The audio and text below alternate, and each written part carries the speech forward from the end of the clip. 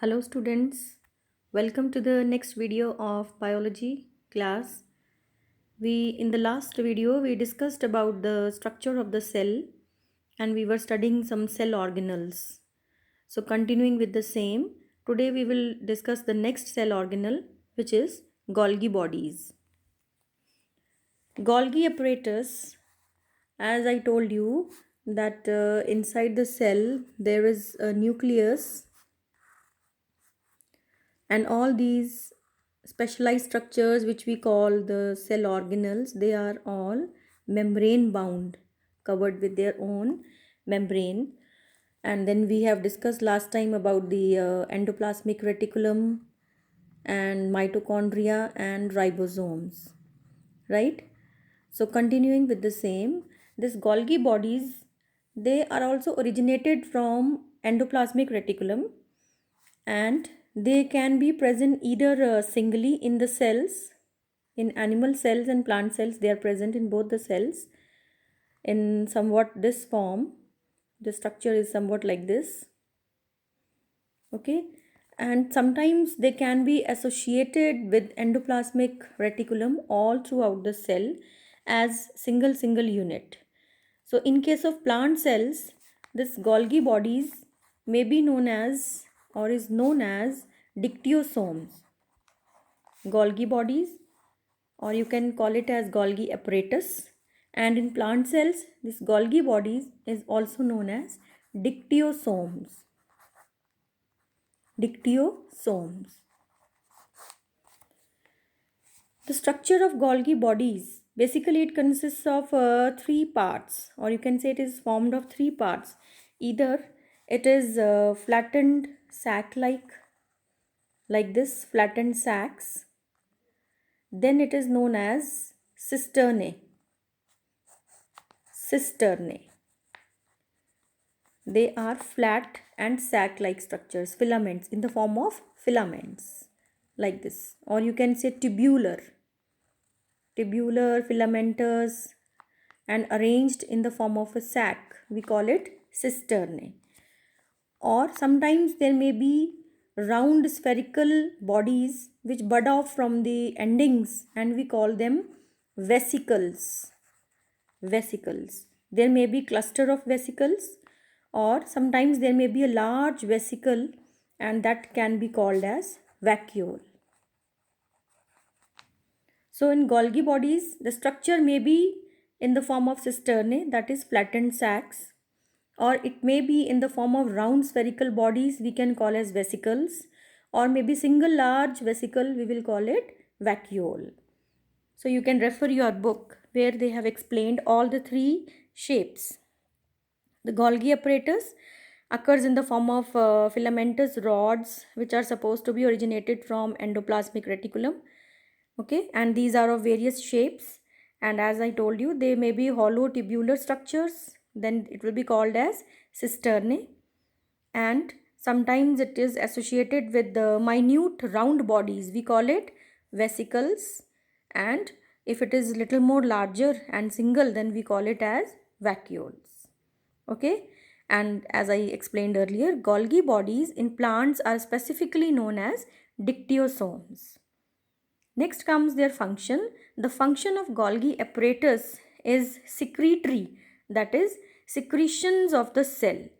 Now, which secretions you know about? As you know that inside human bodies, inside the living cells, there are many secretions such as secretion of enzymes, secretion of let's say hormones, excretory secretions like even like tears, saliva, HCl, secretion of blood, secretion of all such secretory functions are performed by Golgi bodies, including enzymes, hormones, etc. And not only secretions, their packaging and transport, that is also its function.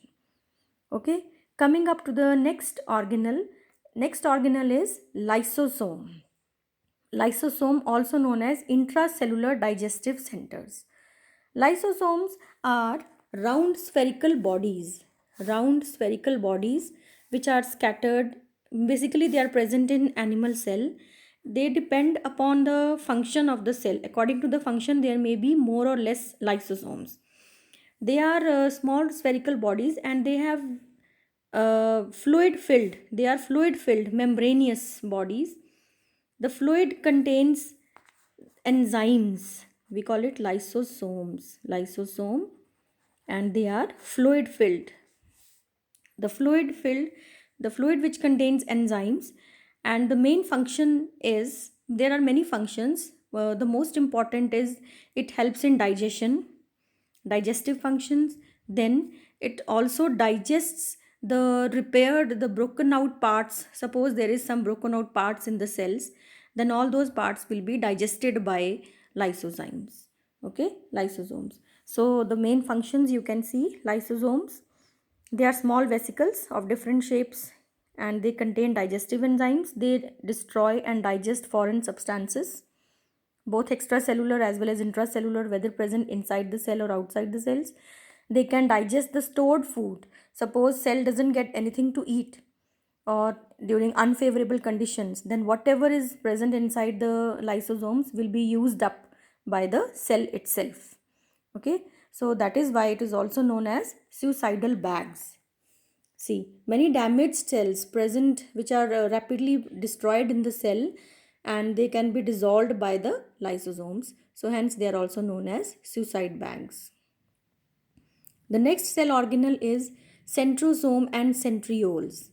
So children, one thing you have to remember, that centrosome or centrioles are found only in animal cell. They are absent in plant cells. Their main function is during cell division. This cell division you will study in detail in next class. For now you can understand that the function is during cell division. You know that cells divide, and when the cells divide, the chromosomes get equally distributed in the both the cells. So they produce some aster fibers or spindle to which the chromosomes attach.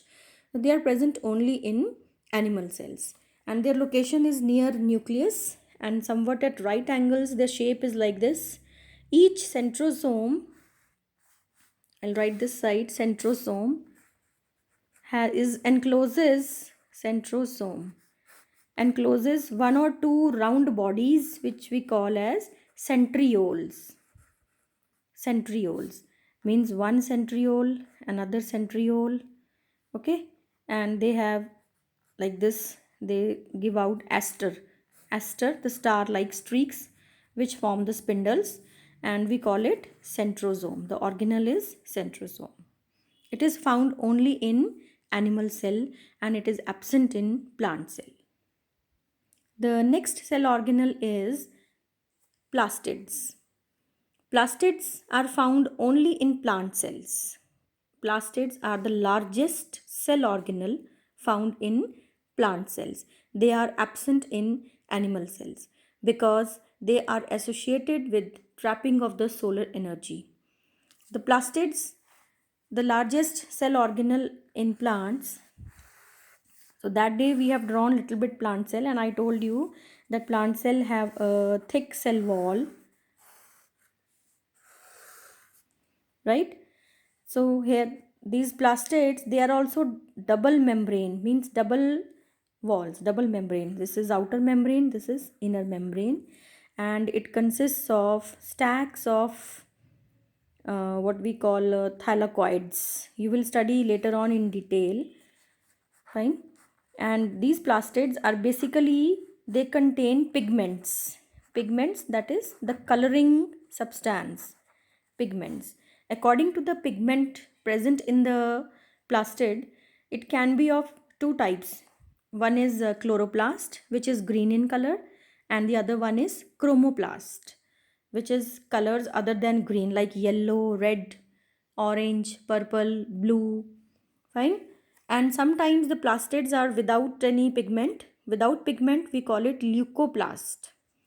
So there are three types of plastids: leucoplast, chromoplast, and chloroplast.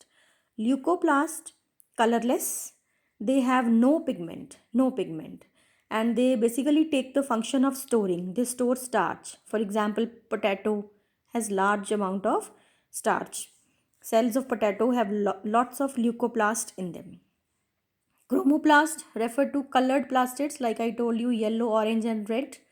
Sometimes the green chloroplast gets converted into different colors. For example, you might have observed in tomato, when earlier it is green and it turns slowly and slowly into red. That chloroplast gets converted into chromoplast. So that is why it appears red. Okay, and they are the all the colored parts of the plants, like petals, like the fruits of various colors, they all are due to the coloring pigments. They have different names. For yellow we give xanthophyll, for orange red we give the name as carotene, and together we call them as chromoplasts. Chromo means colored, so colored plastids. Fine. And some coloring pigments such as anthocyanins, they are not associated with plastids. Instead, they remain dissolved in cell sap. Sometimes the coloring pigments, this coloring pigments may not be inside the chromoplast, but it may be inside the cell sap. And it gives various colors like red, purple, blue, and different to the different parts of the plants, and like vegetables and fruits. And chloroplast contains only the green pigment, so that which you already know as chlorophyll. And chloroplasts are especially they are exposed to the light, they are present in the leaves. They are the places which exactly they take the solar energy, and they trap the solar energy, and by the function of photosynthesis they can convert the trap the solar energy into food.